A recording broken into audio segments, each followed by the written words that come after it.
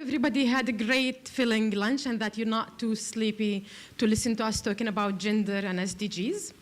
I just gotta make sure that my boss is okay, which is Ambassador Erik. Did you have a good lunch? Yes, it was great, but I lack water a little bit. So, do you need water? Yes, please. Okay. But why does it always have to be the woman who fetch the water? This is unbelievable. Okay.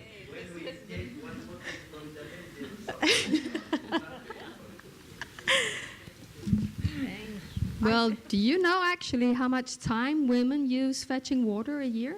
I hit a number yesterday at one of the panels that they actually spend 200 million hours every day spent on fetching water. That is a lot. Yeah. What do you think about when you fetch water, or if you do the cooking or laundering? Or Men, I'm afraid. Do you think about men? I mean, yeah, of course I do think about men, but not when I'm doing my house chores. Well, no, this is not really what I meant. I do think about men, but in that specific context, I think how helpful would it be if men would share the carrying, washing, and the cooking chores with us, and in return, we can share the heavy burden of decision-making with them, perhaps. But one point, Anya, I was thinking, like, how lucky you are in Sweden, spending maybe less time than the rest of the world on managing water? Well, yeah, maybe it used to be like that, but we are actually also facing a lot of issues about water management now more than ever. Either we have too much or we have too little. So we need to think about our systems in a completely different way, also in Sweden. But at least I think you cooperate with your neighboring countries on water management. Yeah, well, it depends a bit how you look at it. I'm actually Danish and Swedish, and between us we have a lot of water, and it took about 100 years to negotiate that bridge between the two countries. So it takes a while. And we also have the Baltic Sea. It's quite polluted. It really means we need to cooperate with a lot of countries. And, okay, we might be progressing, but there's still a lot of things to do. What? Sweden? Who would have believed that? Sweden? So you also have homework to do? Yes, kind of. Or a lot of work, I would say. And I think that's a good point, actually, because the SDG is something that we all have to work with. It's not there's no developing or developed countries in this regard. We are all developing, and we all need to do things in a different way. We all need to cooperate, and we all need to include both, for instance, men and women in this work. Then I will leave this now and leave you with the heavy, serious discussion to get with our panelists, and I will step off. Thank you, Yosha. And I will run. Yeah.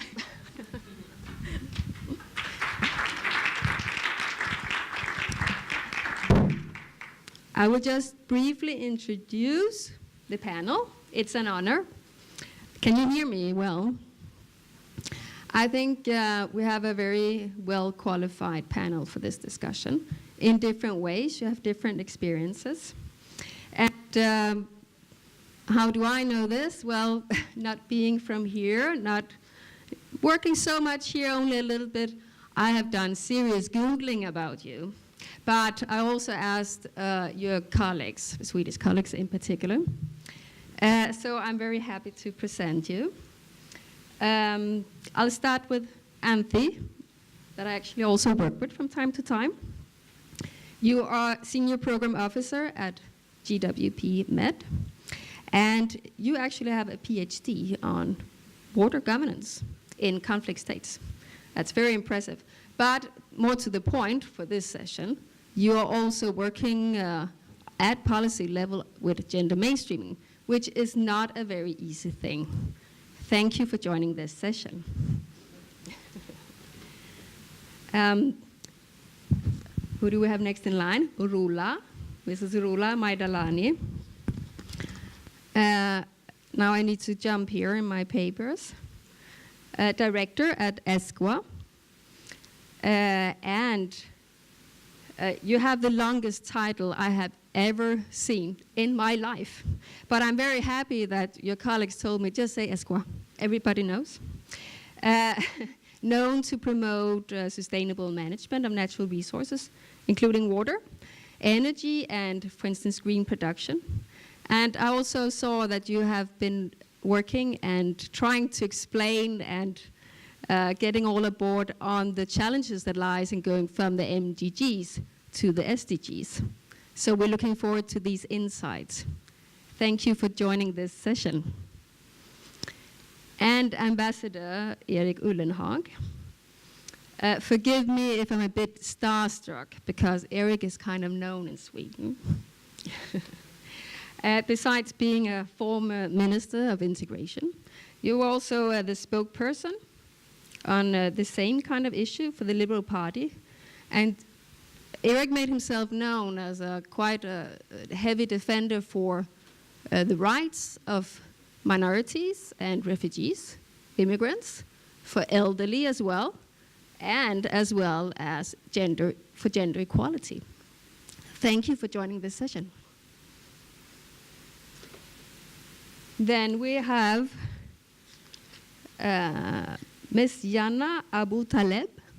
I just saw you in another session. You're actually more or less sitting on the same table, same place. Regional project manager for EcoPeace, Middle East. And you work in 3 different countries, Palestine, Israel, Jordan. I think it's very challenging. You bring together 2 big issues, peace building and environment. Doing this with a gender equality perspective is an additional parameter, so that I'm sure there's some challenges in this as well. And you've also been working to empowering women and girls in your work to identify needs and solutions. So we're looking forward to, especially at community level, so we're looking forward to these kind of insights. Thank you for joining. Finally, Mr. Pasquale Steduto, I've been practicing on your name. I love it, Italian, it's very beautiful. From FAO, the Yana region, and besides being the regional strategic program coordinator, you're also, what I understand, manager for a regional initiative on water scarcity. And I think, I tried to look, you have quite a number of publications as far as I could see, and I didn't try to count them, but I see you know what you're talking about. So very happy to see you here. Also that the FAO has been doing work on including gender in a more practical manner, for instance, producing a gender passport some 5-6 years ago. Thank you for joining this session. And hello. Now I have to go back in my papers here. We also have, very proud to say, Mrs. Maysoon Zoubi, who's actually the Secretary General for the Higher Population Council. And I've noted that you are somewhat of a true role model for women, but also for men in the water sector. You have a very impressive career track, and both being an engineer and also working very engaged for women's empowerment within the sector. Thank you also to you for joining this session. We will now have some questions. Without going into details, we have actually asked the panelists also to react on each other's responses. So I would like to start by asking 2 of the panelists a question. One for the same question, actually, to be more precise, to Roula and Pasquale. I'm going to use first names. I hope it's okay. And we would like to hear your opinion on this question about how you see the SDGs. Are they more demanding as regards gender mainstreaming, integration, compared, for instance, to the MDGs? And a little bit what you think about what actions are required. Maybe we'll take Ms. Roula first. Thank you, Anja, and good afternoon, everybody. I'll start by saying, for those of you who are my generation and remember an emission on French TV, Jacques Martin, where he used to deal with kids, and at the end of the session, tout le monde a gagné, everyone won. And I'd like to start with that, with talking about the SDGs. I have I have followed up and worked with a wide range of stakeholders on preparation for adopting the 2030 Agenda on Sustainable Development. And I can tell you that everyone has something in that agenda on sustainable development. I think it's an agenda that is very ambitious indeed, and maybe here lies the challenge once it is adopted. It is an integrated agenda that not only looks at social, economic, environmental aspects of development, but looks at means of implementation and looks at integration at every step of the process. So in that sense, I think that, that it is definitely an improvement on the MDG process. For many aspects, and it could take not just one session, it could take a whole day of explaining where do we position ourselves on the SDGs vis-à-vis the MDGs. But it is an agenda that was very consultative and integrated, and in that sense, the gender dimension, like the water dimension, is very much not just in the water goal, but throughout the process in relation to water. And this is what I really like in that process. Now, it's not just about, when you read the SDGs, it's not just about mentioning men and women, but it is also addressing, for example, in the water goal, the universality. As opposed to under the MDG, it's improved access, where women are will not have the same chance of improved access. And when you look at the data in a disaggregated way, you find that they are discriminated against in that sense, women and girls. So the universality of, in Goal 6, when we talk about universal access to water, this is already a strong entry point for gender mainstreaming, for addressing the gender mainstreaming. It addresses also the health issues and the health dimension and the sanitation. And these are things where we have seen women and girls and adolescents have not been able to use such facilities, and this is something that addresses their concern. Again, not just in terms of access to water, but water and improvement in the gender parity for social and economic well-being. So this is where you have it in throughout the process. The approach throughout the agenda, throughout the SDGs, of the rights-based approach and the development as a rights-based is a way to engender the SDGs. From all these different perspectives, I think that in the SDG, there is a solid component of engendering the SDGs. I think that the challenge is how do we do it? It's not calling for more indicators on or targets on that address the gender disparity, but how do we do that? And I think that throughout in implementing or translating the SDGs into workable national plans and processes, it's very important to address that disparity from the decision-making process. I think it's very important to see when we know that women are responsible for over 70% of water management issues at the domestic level. It's very unfortunate that they are not part of the process when it comes to decision-making. Decision-making in the water ministries, but also in water utilities at local level, at regional level. They are very, and as you mentioned about Maysoon, she was one among so many men, and that shows that disparity in that sense. It is very... Sorry, so okay. Counting is important. That is one of your key points. But also, maybe, how do you then get to the real changes? And then, may I ask your college for some input on that? Pasquale?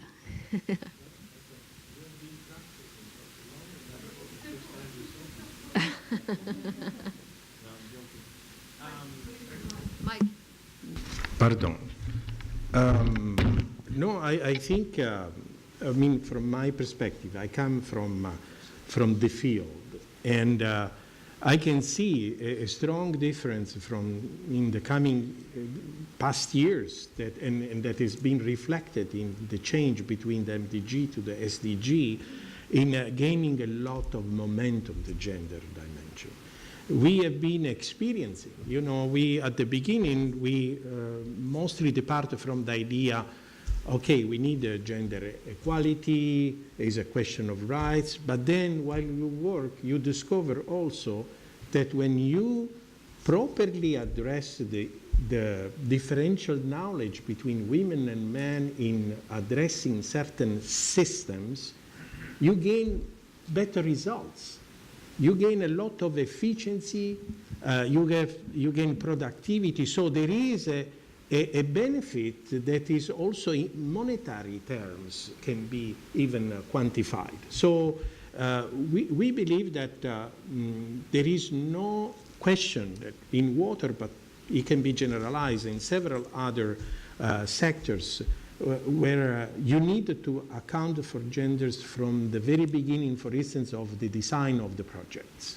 I mean, the idea of the passport was an initial attempt to map out the right questions to put on place when we address the issue.